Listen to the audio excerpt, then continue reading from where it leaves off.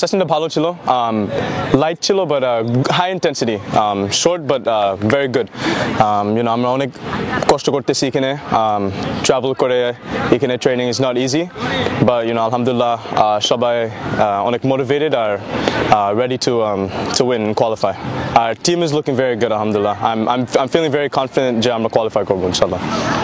I mean, ওয়েদারটা মোটামুটি বাংলাদেশের মতন একই, বৃষ্টি পড়ে, তারপরে গরম, একদমই একই। সো আমি তো অলরেডি ক্যাম্প করছি বাংলাদেশে, সো ওয়েদারটা মোটামুটি কোনো সমস্যা হবে না আমাদের জন্য ইনশাল্লাহ। আলহামদুলিল্লাহ আমাদের সবাই সুস্থ আছে, যেহেতু আমাদের একটা লম্বা জার্নি ছিল, তো এটা সবাই আর কি কালকে রিকভারি করছে।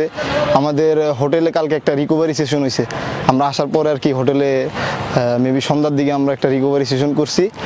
আর আজকে আবার আমাদের সকালে একটা মোবিলিটি সেশন ছিল, তারপরে সুইমিং একটু রিকভারি, হালকা রিকভারি ছিল।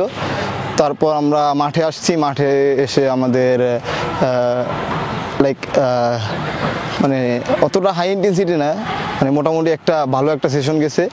তো আলহামদুলিল্লাহ সবাই সুস্থ আছে। Gold's Gym across 30+ countries with over 700+ locations worldwide. Train anywhere, belong everywhere.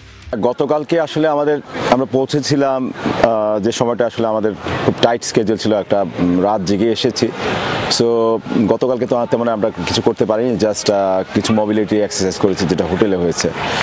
দেন আজকে সকালে যেটা আমরা করেছি, কিছু ইন্ডিভিজুয়াল মিটিং করেছি, এবং বিকালের এই সেশনে এসে আমরা ওভারঅল অ্যাক্টিভেশন, লাইক আমরা অ্যাডাপ্টেশন যেটা বলি, যে অ্যাডজাস্ট করা একটা এনভায়রনমেন্টের সাথে এসে, টেকনিক্যাল কিছু ছিল না। তো ইনশাল্লাহ আশা করি আগামীকালকে থেকে আমাদের টেকনিক্যাল সেশন শুরু করব। ছেলেরা সবাই আল্লাহর মধ্যে সুস্থ আছে, তো তারা মোটিভেটেড, তারা দেশের জন্য কিছু করতে চায়।